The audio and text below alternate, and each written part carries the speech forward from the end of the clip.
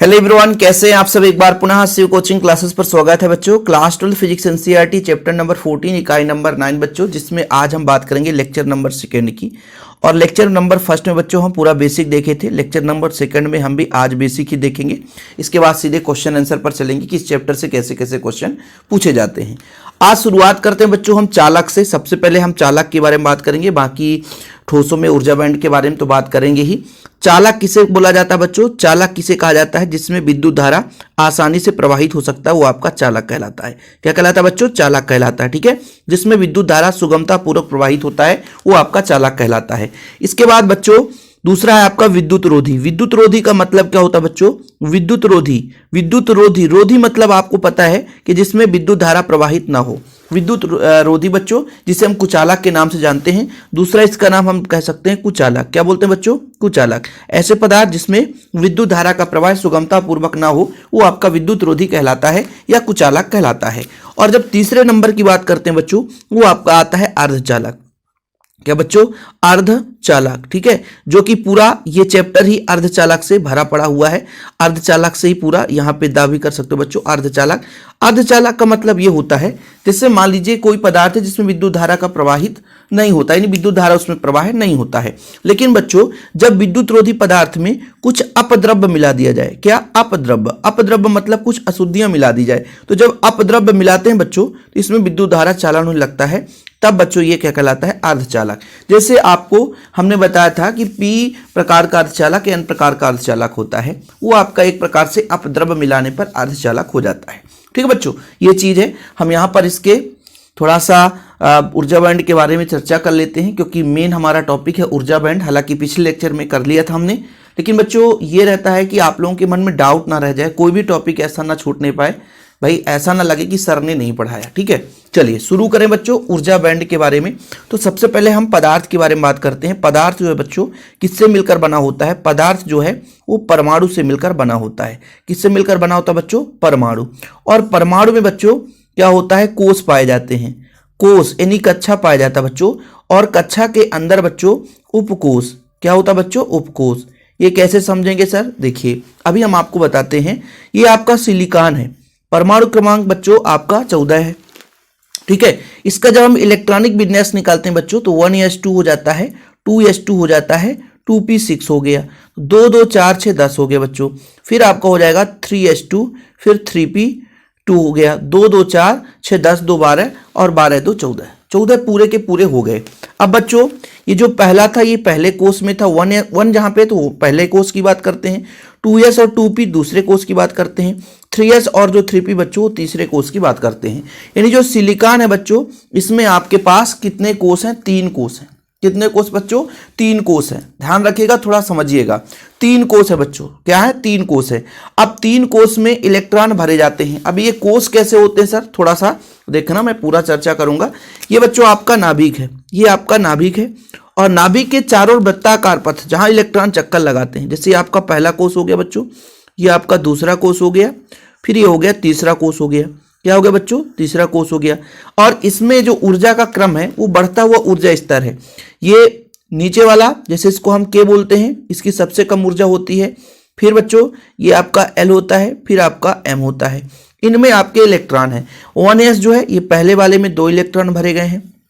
2s 2p दूसरे वाले में बच्चों 8 इलेक्ट्रॉन है। 2 2 4 2 6 और 2 8 इलेक्ट्रॉन है। जो तीसरा कोष है बच्चों, इसमें 4 इलेक्ट्रॉन है। 1 2 3 और 4 इलेक्ट्रॉन है। ये कोषों में इलेक्ट्रॉन है। जब इनके ऊर्जा स्तर के बारे में बात करते हैं बच्चों, तो इस तरीके से कुछ होता है, थोड़ा आप समझिएगा। ठीक है, पहले में हम कर देते हैं बच्चों 1s। ठीक है, जैसे हम इनको एक रेखा के रूप में दर्शाते हैं। ये आपका हो गया बच्चों 1s। तो 1s में 2 इलेक्ट्रॉन। फिर बच्चों थोड़ा सा छोड़ दो, ये 2s और 2p। यहाँ पे 2s में 2 इलेक्ट्रॉन, 2p में 6 इलेक्ट्रॉन।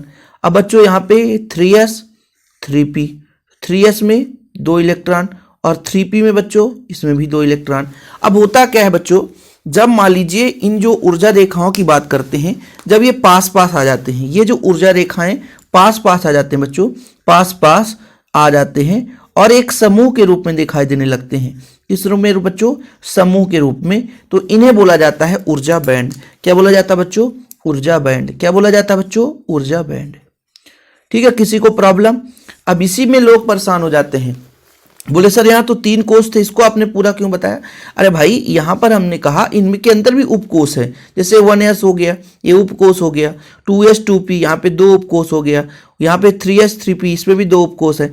मतलब जो आपका पहला होता है उसमें s उपकोष है ना, फिर बच्चों s और p, तीसरे में s p और d भी पाया जाता है, चौथे में sp-df भी पाया जाता है। ठीक है, समझ में आया? तो कहीं ना कहीं ये जो इलेक्ट्रॉन है बच्चों, किस रूप में? ये आपके बढ़ते हुए ऊर्जा स्तर के रूप में भरे जाते हैं, और इनको रेखाओं के रूप में यदि हम स्पष्ट रूप से ऊर्जा स्तर कह सकते हैं बच्चों। बढ़ता हुआ ऊर्जा स्तर है, पहले इसमें, फिर इसके बाद इसका ऊर्जा, फिर इससे ज्यादा ऊर्जा इसका, फिर इसका ऊर्जा। इनमें ऊर्जाओं के क्रम को हमने एक रेखा के द्वारा प्रदर्शित कर दिया, और जब बच्चों ये पास पास स्थित हो जाते हैं, समूह के रूप में हो जाते हैं, तो इन्हें हम ऊर्जा बैंड के नाम से जानते हैं। किस नाम से जानते हैं बच्चों? ऊर्जा बैंड के नाम से जानते हैं। किसी को कोई प्रॉब्लम? अब इस ऊर्जा बैंड को 2 भागों में बांटा गया है। 2 भागों में कैसे बांटा गया है? एक आपका है बच्चों चालन बैंड, एक आपका है चालन बैंड, और ये हो गया संयोजकता बैंड। ठीक बच्चों, ये एक हो गया आपका चालन बैंड और दूसरा संयोजकता बैंड। चालन बैंड का मतलब जिसमें इलेक्ट्रॉन बहुत कम हो, आंशिक रूप से भरे हों, या तो पूर्णतः खाली हो, वो चालन बैंड कहलाता है। लेकिन जब हम बात करते हैं संयोजकता बैंड की बच्चों, जब हम बात करते हैं संयोजकता बैंड की, तो जिसमें इलेक्ट्रॉन आंशिक भरे हों, मतलब बहुत कम खाली हों, या तो पूर्ण भरे हों, वो संयोजकता बैंड कहलाते हैं। और संयोजकता बैंड के ही इलेक्ट्रॉन उत्तेजित होकर के चालन बैंड में जाते हैं, क्योंकि इसकी ऊर्जा स्तर थोड़ी सी अधिक होती है। नहीं भाई, चालन बैंड का ऊर्जा स्तर अधिक होगा कि आपका संयोजकता बैंड का? तो पहले संयोजकता बैंड जहां इलेक्ट्रॉन भर जाएंगे उसकी ऊर्जा कम होगी, यहीं से इलेक्ट्रॉन जब इसको ऊर्जा देते हैं तो निम्न से उच्च ऊर्जा स्तर पे जाता है। तो ध्यान रखिएगा, चालन बैंड की ऊर्जा अधिक होगी, संयोजकता की कम होगी, और संयोजकता पर जब हम ऊर्जा देंगे फिर वो चालन बैंड के रूप में आगे बढ़ता है। थोड़ा सा चालन बैंड और संयोजकता बैंड के बारे में बात कर लेते हैं बच्चों। जैसे मान लीजिए किसी भी परमाणु में इलेक्ट्रॉन का जो चक्रण है, केवल बाह्यतम कोष के बारे में बात होती है, बाह्यतम कोष में। जैसे यहाँ पर देखो 3s और 3p के बारे में बात करेंगे बच्चों। देखिएगा, थोड़ा सा समय लेता हूँ आप लोगों से। सिलिकॉन है, इसके बाह्यतम कोष में बात करते हैं तो आपका 3s2 और 3p2 है। 3s में पूर्ण रूप से भरे हुए हैं, और बच्चों ये आपके पास 1 और 2 है। पहले सारे के सारे ऊर्जा रेखाएं सम्मिलित रूप में हैं, सम्मिलित रूप में है। 4 ऊर्जा रेखा मान के चलेंगे, क्योंकि इसमें बच्चों हम 3 मान के चलते हैं ना, क्योंकि एक आपका 3s का हो जाएगा, 3 ही तो है, एक 3s का हो जाएगा और एक 3p का हो जाएगा। तो इसमें 4 इलेक्ट्रॉन है, तो 2 ऊर्जा आरेख हैं, 2 ऊर्जा आरेख, या इनके कक्षा की बात करेंगे तो फिर इसका भी हो जाएगा, इसका हो जाएगा। पहले ये सम्मिलित रूप है, पहले ये सम्मिलित है बच्चों, पूरा मिला हुआ है। लेकिन मिलने के बाद ये आपस में क्या करते हैं कि बोले भैया तुम्हारे पास पूरा इलेक्ट्रॉन है और मेरे पास कम है। तो ये लोग क्या करते हैं, बोलते हैं भैया तुम अपने अलग रास्ते पर चलो और हम अपने अलग रास्ते पर चलते हैं। मतलब पहले पूरे के पूरे इलेक्ट्रॉन मिल गए, पहले पूरे के पूरे इलेक्ट्रॉन मिल गए, बोले चलो कोई बात नहीं है, हम बात खत्म करते हैं, सब हम आपस में एक दूसरे के दोस्त हैं। लेकिन बाद में इनमें मतभेद हो जाता है। तो मतभेद जब हो जाता है तो ये जो आपका 3p वाला वो अलग हो जाता है बच्चों, और 3s वाला अलग हो जाता है। अब इसमें डिफरेंस मेन कारण रहता है ऊर्जा का। किसका? ऊर्जा का। अब इसका जो ऊर्जा है थोड़ा सा अधिक हो जाता है, और इसका ऊर्जा जो बच्चों कम हो जाता है। तो इसमें हमने कहा पूरा इलेक्ट्रॉन भरा है, या तो आंशिक भरा होता, तो इसलिए इसको संयोजकता बैंड नाम दे दी गई। और इसमें बच्चों बहुत कम मात्रा में भरा है, या कि पूर्ण रूप से खाली है, क्योंकि इसमें टोटल 6 होता है तो 2 ही भरा हुआ है। तो ये बच्चों आंशिक रूप से भरा है, ये पूर्ण रूप से भरा है, तो इसको हमने चालन बैंड नाम दे दिया गया। क्या दे दिया हमने? चालन बैंड दे दिया। ठीक है, इसकी परिभाषा भी लिखी जाती है बच्चों की संयोजकता बैंड संयोजी इलेक्ट्रॉन की ऊर्जाओं का एक बैंड होता है, जिसमें बच्चों ऊर्जा या तो पूर्ण भरे होते हैं, है ना, या तो आंशिक रूप से खाली रहेंगे बच्चों, या कि पूर्ण भरे होंगे। और इसमें बहुत कम मात्रा में, चालन बैंड में बच्चों बहुत कम मात्रा में इलेक्ट्रॉन होंगे, या तो पूरा खाली होगा। दोनों में डिफरेंस है, चालन बैंड संयोजकता बैंड। संयोजकता बैंड में क्या होगा, इलेक्ट्रॉन पूरा भरा होगा, ठीक है, पूरा भरा होगा, पूर्णता रिक्त हो ही नहीं सकता है। लेकिन चालन बैंड में ऐसा संभव है कि पूर्णता रिक्त भी हो सकता है। और इसके बीच जो ऊर्जा का अंतराल होता है इन दोनों के बीच, इसे बोलते हैं बच्चों वर्जित ऊर्जा अंतराल। क्या बोलते हैं? वर्जित ऊर्जा अंतराल। क्या बोलते हैं बच्चों? वर्जित ऊर्जा अंतराल।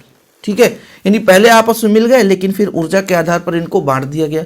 इसकी एक बड़ी लंबी चौड़ी कहानी है, लेकिन हम आपके सिलेबस के आधार पर बड़ी लंबी चौड़ी कहानी नहीं लेकर चलेंगे ताकि आपका भी काम हो जाए और याद भी हो जाए। और इसके पहले हमने जो लेक्चर दिए हैं हमारे चैनल पे ऑलरेडी अपलोड है, तो आप लोग परेशान मत होना। ये ऊर्जा बैंड, संयोजकता बैंड के बारे में आप लोगों को दिक्कत नहीं होनी चाहिए। तो वर्जित ऊर्जा अंतराल आपको पता हो गया कि संयोजकता बैंड, ये आपका संयोजकता बैंड था बच्चों। क्या था? संयोजकता बैंड हो गया। और ये आपका हो गया चालन बैंड। संयोजकता बैंड और चालन बैंड के बीच की जो ऊर्जा अंतराल है बच्चों, उसी को बोलते हैं हम वर्जित ऊर्जा अंतराल। एक और शब्द आता है बच्चों, फर्मी ऊर्जा। फर्मी ऊर्जा किसे कहा जाता है? परिभाषा लिख लेना आप लोग। चालन बैंड और संयोजकता बैंड के बीच का जो ऊर्जा स्तर है बच्चों, जितना भी ऊर्जा है उनके बीच में डिफरेंस है, उसे हम क्या बोलते हैं बच्चों? उसे हम बोलते हैं वर्जित ऊर्जा अंतराल। और फर्मी ऊर्जा किसे कहते हैं? 0 केल्विन ताप पर ऊर्जा बैंड में इलेक्ट्रॉन द्वारा प्राप्त अधिकतम ऊर्जा स्तर को फर्मी ऊर्जा स्तर कहते हैं। कि मान लीजिए संयोजकता बैंड ऊर्जा प्राप्त करके चालन बैंड में इलेक्ट्रॉन भेजना चाहता है तो ऊर्जा प्राप्त करेगा। तो 0 केल्विन ताप पर ऊर्जा बैंड में इलेक्ट्रॉन द्वारा प्राप्त अधिकतम ऊर्जा, जितना अधिकतम ऊर्जा प्राप्त करेगा वो आपका फर्मी ऊर्जा स्तर कहलाएगा। ठीक है बच्चों, क्लियर? अब थोड़ा सा आप याद कर लेना जो मैंने आपको स्टार्टिंग किया था, चालक, विद्युत रोधी और अर्धचालक। इनमें बच्चों एक आपका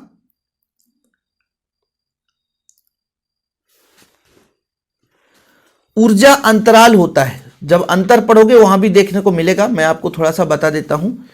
जो आपका चालक है बच्चों, इसमें ऊर्जा अंतराल चालन बैंड और संयोजकता बैंड के बीच में बहुत कम होगी, इसलिए आसानी से इलेक्ट्रॉन इधर से उधर गति करते रहते हैं। लगभग शून्य होगी, अल्परी शून्य होगी। ठीक है बच्चों। और जो विद्युत रोधी होता है, इसका जो 3 इलेक्ट्रॉन वोल्ट से अधिक होता है बच्चों ऊर्जा अंतराल। और अर्धचालक है, इसका 3 इलेक्ट्रॉन वोल्ट से थोड़ा सा कम होता है। ठीक है बच्चों, 3 इलेक्ट्रॉन वोल्ट से थोड़ा सा कम होता है। ये नोट कर लेना, ये ऑब्जेक्टिव टाइप में क्वेश्चन पूछा गया कई बार। कहोगे सर आज तो पूरा गोदाई गादी में निपट गए। इस चैप्टर को पूरा फटाफट कंप्लीट कराना है। बाकी आप लोग चैनल पे पहली बार आए, चैनल को सब्सक्राइब कर लें, हम आपके लिए जल्द से जल्द सारे क्लासेस उपलब्ध करा देंगे। ओके बच्चों, फिलहाल अभी के लिए इतना ही। जय हिंद, वंदे मातरम।